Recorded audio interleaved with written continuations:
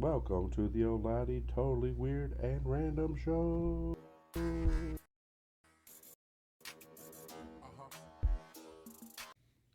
So, what up, guys? We have an exciting video about the state and surrounding areas of Kentucky. You would have never thought Kentucky was so fascinating. Uh, we're going to talk about all the famous people in Kentucky and some local folklore. And lastly, being it Halloween's coming up, I'm going to get you guys a little bit of ghost stories and a little bit of murder mysteries that happened here in Kentucky. Let's start with those famous people of Kentucky. Go ahead and look that up. Kentucky. Famous people. Famous people. All right, here we go. So, this is the list according to Google. I'm going to try to uh, only emphasize the list according to um, actors and musicians. So we have Johnny Depp, Jennifer Lawrence, and George Clooney. You may have heard of those cats. We have Bill Monroe. He is a big bluegrass guy around. He's close to around here, from around here. Loretta Lynn, uh, country music darling and restaurant chain owner. Billy Ray Cyrus, Josh Hutcherson. I think he's been in some movies. I'm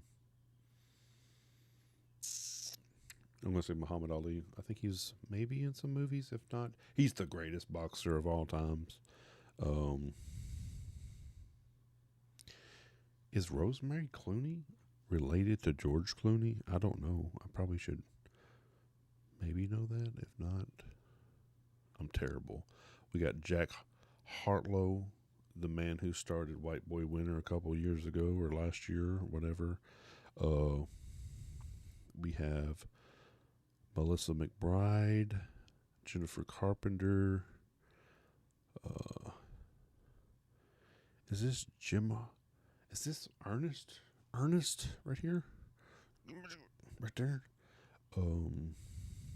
Kelly Rutherford, Debbie Earl Brown, Maggie Larson, Dwight Yoakam. Um, we got ourselves a Backstreet Boys, guys. And John Carpenter, Halloween. Man that started Halloween is from Kentucky. We got a few people that were influential in both music and movies. People who came here from Kentucky.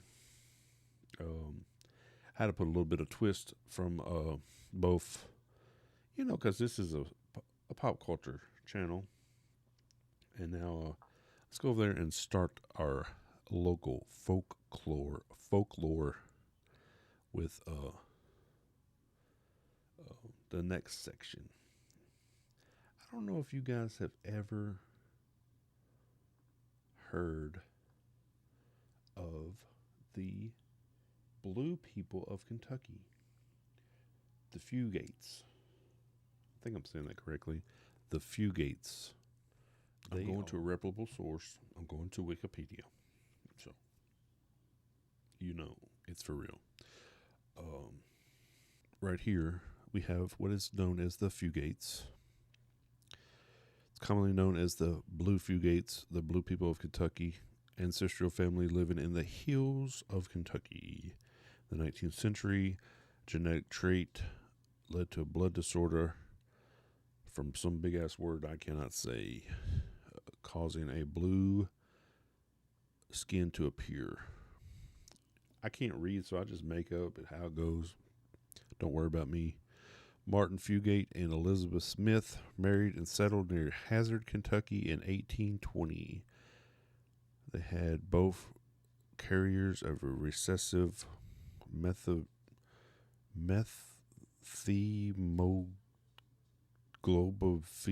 I don't know, whatever in the heck gene that is. and 4 of their 9 children exhibited the blue skin. The disorder causes heart abnormalities and seizures. The bluest of the Fugates were Lena Lacey. People were hillbillies. They named their kid Crazy, who had 13 kids and lived to the age of 84. My God. That lady was older. There's some stuff about it. And then it says Benjamin Stacy, born 1975, known as the last descendant of the Fugates to have been born exhibiting the characteristic of the blue skin disorder. Though quickly he had lost the blue skin tone, exhibiting only blue thighs. Thighs. Oh my God. I'm going to edit that out. Blue on his lips and fingertips. I'm going to leave it at that. And I'm going to see if I can get some pictures of these cats. Let me see here. Google search. Images. So here's what they look like. I don't need all that. Don't give me that. Don't give me that. Don't give me that. I'll just leave it at that. So that's what these cats look like. They Smurf people. They be Smurf people. I mean, some of this ain't real, but I think this is... I don't know who this guy is. This guy ain't real. But this is the people, supposedly. This is like a... oil painting of them, maybe. But that's him right there. That's them blue people. And then... So this one is not a Kentucky tale, but it is a tale from out of Adams, Tennessee, which is roughly 40 miles outside of Kentucky, referred to as the Bell Witch. So the Bell Witch is the Bell Witch. Oh, they got an... Oh, let me go back to this. So let me see here.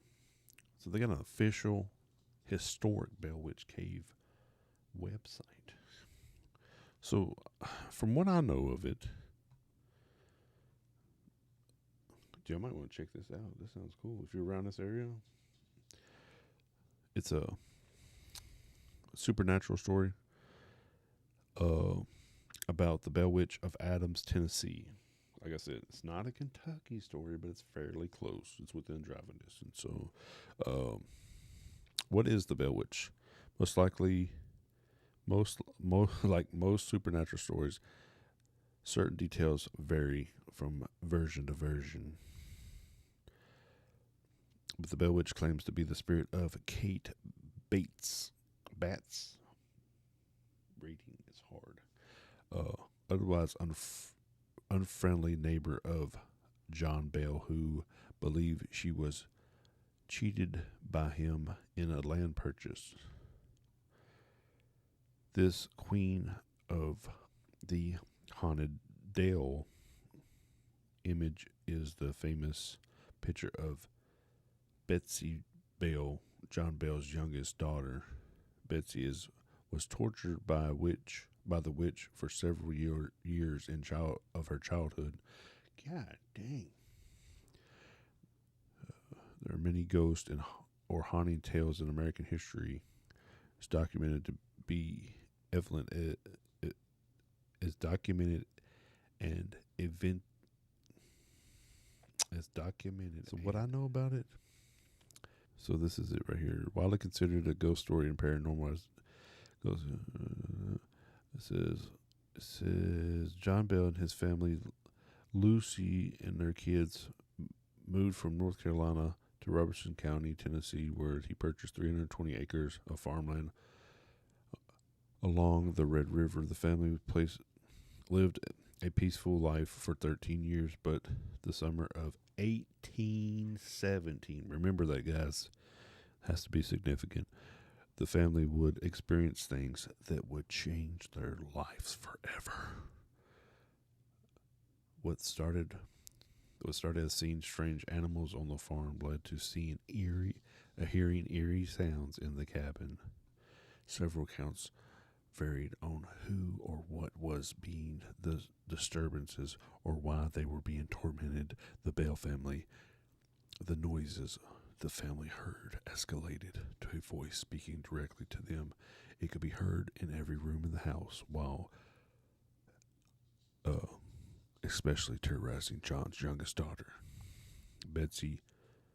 The beatings that left her unconscious. Unseen force spread through the countryside and left the Bell family with people camping out on their farm by the hundreds, hoping to witness the strange phenomenon. This Bell Witch, as it became known, vowed to kill John Bell and subsequently took credit for the death 3 years later on December 20th, 1820, when a viral was found next to his deathbed, which a strange liquid inside. Tennessee's only unrecognized person's death to a supernatural. So I guess it would be killing people. Only one ever. Those these videos. I mean, just check out this site, man. There's other things you can do here, I'm sure, but there is more. So my lovely fiance told me about Bobby. I say McKee, and she says it's pronounced McVeigh. I wrote it down in my notes, but she said I need to look this cat up because this will blow my mind and might blow yours too. Okay, I think this is what she be talking about. Let's look. All right, she says Bobby. I'm saying McKee because I can't read and it don't matter, right?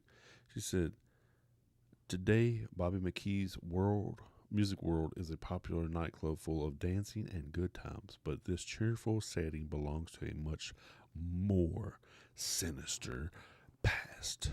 The slaughterhouse. In 1850, a large slaughterhouse, a meatpacking facility, was constructed in in northwest Kentucky, nearby Cincinnati, Ohio. And a well was dug and used to hold blood, guts, and waste from the slaughterhouse animals. Some research have speculated after the slaughterhouse closed in the 1890s, satanic cult activity took place in the building around the well. Animals and possibly human were being slaughtered there for ritualistic purposes during secret meetings. In 1896, the murder of 22-year-old Pearl Bryan, a small-town girl from Greencastle, Indiana, made headlines in the region. Pearl's headless corpse was discovered in a field less than 2 miles from the slaughterhouse. Pearl was pregnant, and her boyfriend, Scott Jackson, I never heard of this. Oh, I guess it was 1896. I didn't get the paper, I guess. A student at Ohio County's dental surgery urged her to come to Cincinnati where he could arrange the... Pearl was pregnant, and her boyfriend, Scott, a student from College of Dental Surgery, urged her to come to Cincinnati, where he could arrange an abortion. This is crazy.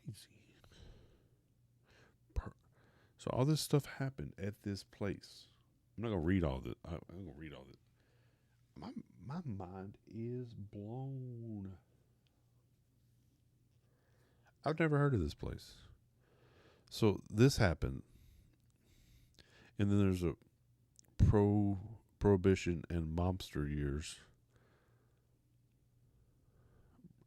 So in the 1920s, a new building was erected to serve as a casino and nightclub, and then some dude, Albert Red Masterson, was charged with attempted murder and left the casino business. What the fuck? So then, Forbidden Love Triangle, Latin Quarter, 19. Then there's fatal shootings in 1970, and then later that same year, a young country singer named Bobby McKee purchased the building to make a music hall and tavern that still stands today. Paranormal phenomena have been present to that day, though Bobby himself was skeptical. He admits it. He doesn't doubt the word of the family members, employees, and police officers and patrons. And then look at all these paranormal activities and speculation.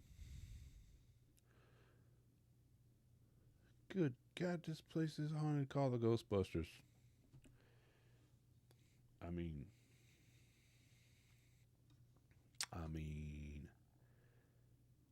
and she was right. I never heard of that place, and it blew my mind. That place is haunted, and I ain't going nowhere near it. Where did it say it was?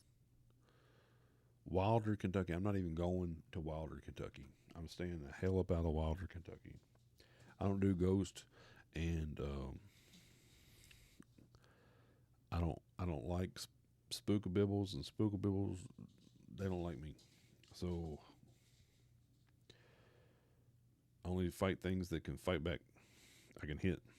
And can't punch a ghost, so I stay out of the way. But as for that, that's a wrap on this particular video. I appreciate you guys watching this far. If you liked it, if you didn't, it helped me out greatly if you'd hit that like button and hit that subscribe. I'm trying to build the channel. I appreciate you guys so much. Take care and love you guys. Peace.